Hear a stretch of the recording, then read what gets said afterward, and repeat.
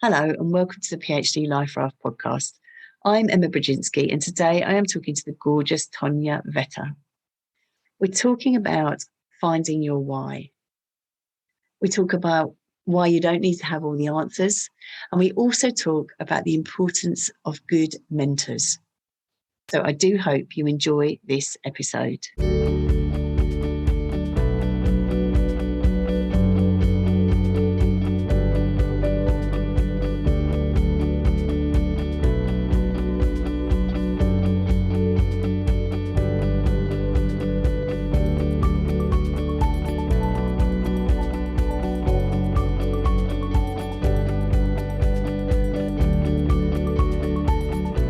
Hello, Tonya. Hi, Emma. How are you? I'm so excited to talk to you. I really am. Thank you so much for saying yes to me. Oh, of course.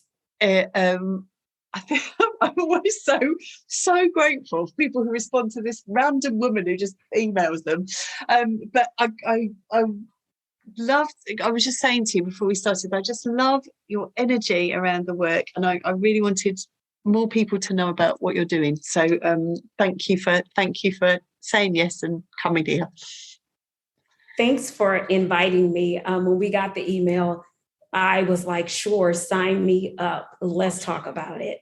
Love it. So we're gonna get into some juicy stuff in a minute. We're going to get into some juicy stuff straight away, actually. We always start with people telling us a little bit about their story. So can you tell us about your story into the PhD, through the PhD, and out the other side, please? Yeah. So, when I pursued my doctorate, I actually did it just as a natural step because I was already in education. And I just thought to myself, I didn't, it wasn't like this deep, romantic, idea. I just thought about it as the next logical step. I think for me, the twists and the turns and the transformation happened once I was in the doctoral program. Right. And that is when I really started to think about who I wanted to help and who I wanted to serve. I had been in education for about 16 years. I taught fourth grade, fifth grade, sixth grade, seventh grade. And so it just made sense to go I had my master's, so why not go and conquer the greatest one of all? But then when I got in the program, I really started to think about the teachers that were already stressed out. And I knew I wanted to focus on mindfulness and teacher stressed because I knew what it had done to me. Mm. Right. And so what I did was I actually quit my full-time job at the time. And all I did was focus on my doctorate, which is a luxury that many don't get to do. Yes, and that's when I saw in true form, working as the graduate fellow, getting paid pennies, I got to see what my colleagues and peers were going through in the system of education. Mm.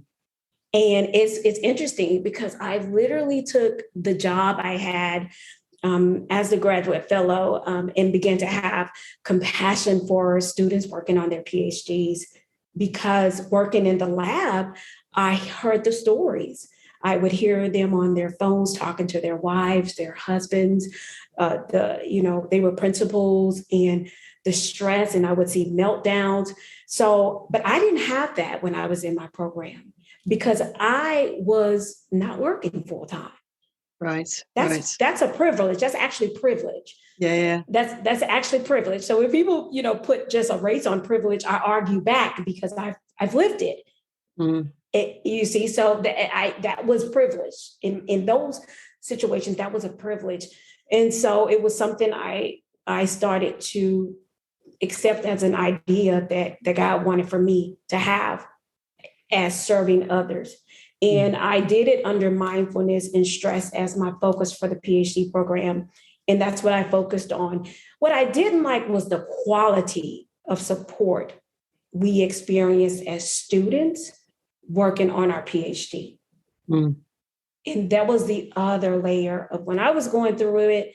I was blessed with a great chair, but she was also my supervisor at the college. My colleagues and peers, they didn't have that. They don't make chairs that hold your hand anymore and really walk you through it. They rarely make those these days. Because, the colleges now are pretty much like Burger King and McDonald's. You're getting the drive-through version.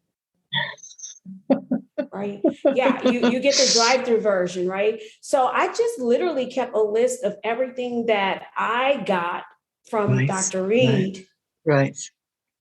And the need I saw. So I literally, I see, my experience was different, but what I witnessed was not. And when I graduated, I decided this is what I want to do. But as a student, my why changed several times when I was in the program. I wanted to quit, because it got to a point when I was like, I don't need this. I think everybody goes through that. Oh, yeah. Oh, yeah. Right? What am I doing here? Yeah, you're like, I don't need this.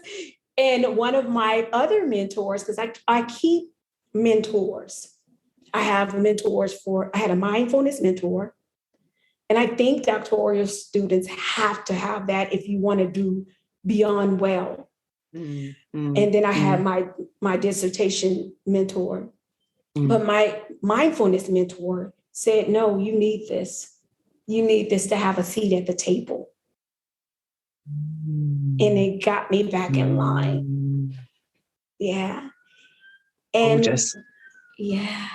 And what's that person's name? Because I love to give these people a shout out here in terms of kind of recognizing the importance of those people that will go, do you know what? Actually, I think this is important for you. Or, I think that's such a gift. And as you say, to have that support in place, that those people are really, really important. You cannot do a PhD on your own. You can't.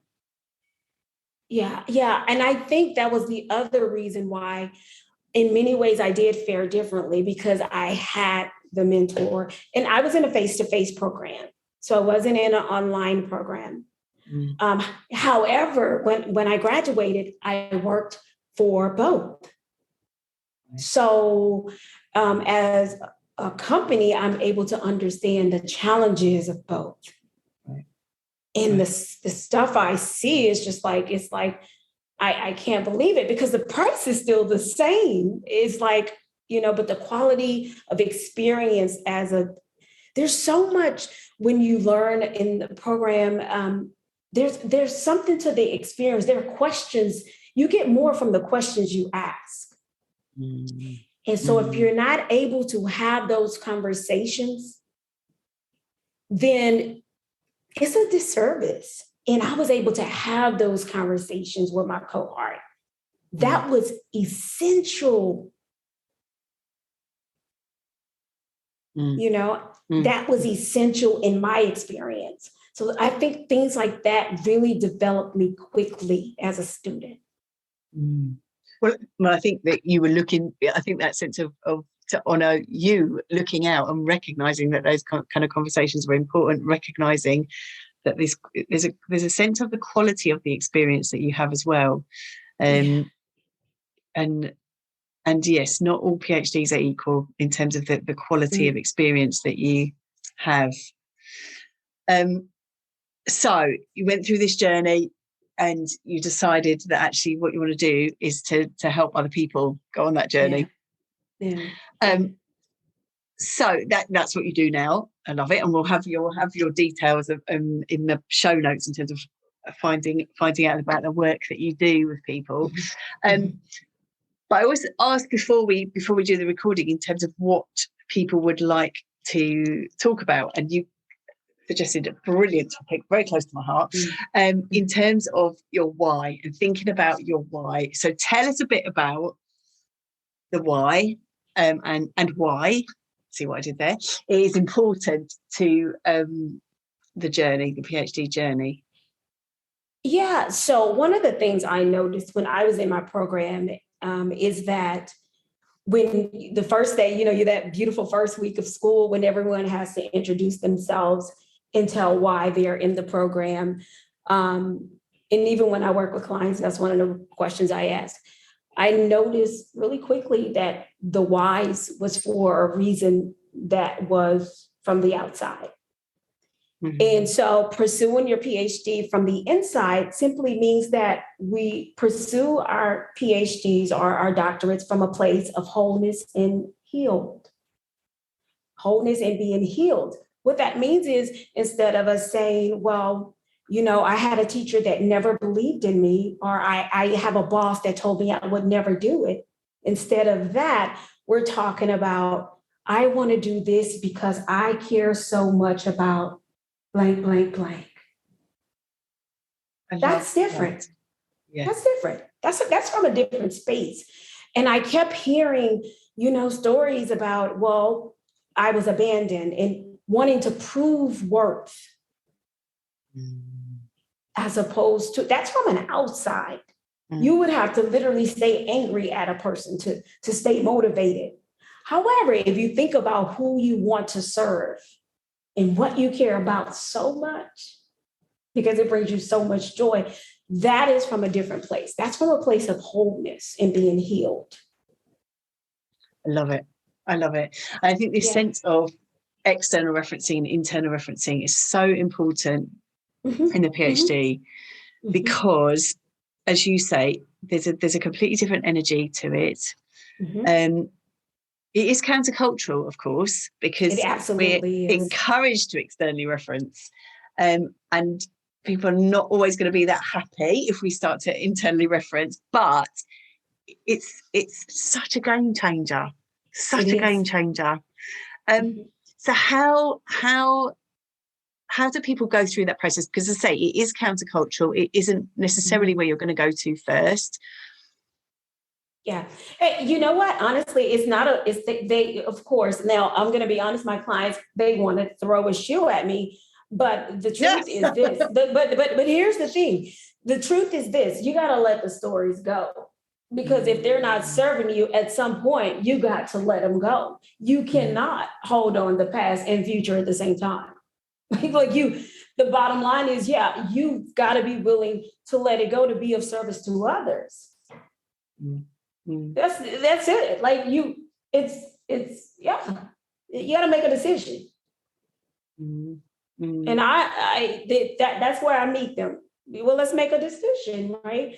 And let's make a decision. Like, you have everything you need to lead in excellence with this degree and to get through the program in excellence. That's the thing. Become advocates for themselves. It takes work, though.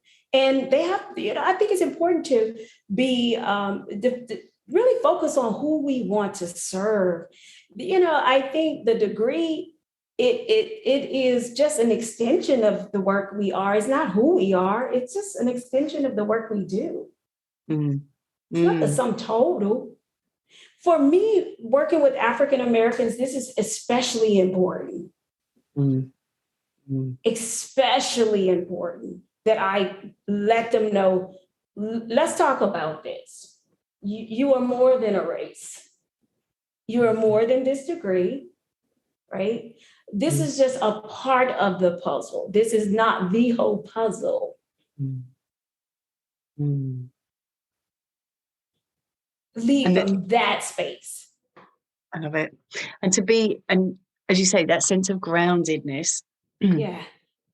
And the sense of who you are and the bigger picture of who you are and your values and what's important to you and what sort of research you want to be and what sort of research you want to produce and why that is important. These are fantastic learnings that come out of the PhD, so that you then go into your life after that, isn't it, with this knowledge and a sense of who you are and what you're about. Well, Emma, look at this. I've had people who are afraid to go to the dean when they were not getting what they paid for in their program. We're talking about people who are running not only schools, but these people are running cities of programs. But they did not have the courage because they are so afraid. And so that's why I say pursue it from the inside. Yes. Well, it's that external referencing, isn't it? Is it because if you're going to wait until that other person says it's okay, or that other person does it, then you will not feeling encouraged to take the action. Whereas if it's, well, how does this feel to me? That's not, and not from a place, neither of, you're so you have such a lovely energy. It's not about being aggressive or arrogant, but I think it is just like you're saying about coming back to this internal referencing. Does this feel off to me? Even though someone else is telling me it's okay, it feels off to me. So what information is that giving, and how do I then go? And overcoming this fear. There is a lot of fear and shame that goes on in academia. I'm just reading Brené Brown again, and this sense of shame.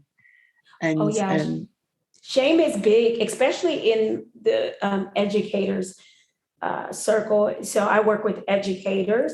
Yeah. And when I was in my program, of course, it was in a room full of educators. Yeah. And it was interesting because we slow down our own progress when we don't say what we don't know and we don't ask questions. And it's just interesting to watch educators, because the world told us that we should know everything. And what we no longer long to be curious at all, because we're afraid that someone's going to shame us because we don't know the answer. But to me, the graduate program, the PhD program, and the doctoral programs are more about unlearning and asking questions. Yes, and how good and how gorgeous is that as a space? What a gift is that to give to yourself? Yeah. And what a burden to have to kind of go, I have got to know all the answers. My goodness. Yeah. I mean, blimey. Yeah. That's a really difficult place to be. But so many PhD researchers feel that if I don't know the answer, there's something wrong, rather than, this whole growth mindset thing, isn't it? Of like, not yet. I don't know it yet. I'll get there.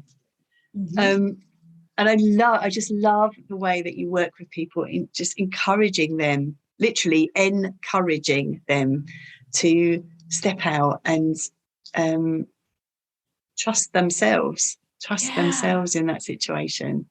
Yeah. I mean, everything we have to perform the task we need to perform is within us. But the thing I remember most is, and I say this a lot, is don't miss the journey. Like, don't miss the experiences. Yes. Because that's the yummy stuff. Yes, absolutely. And it's such a journey that is full of potential.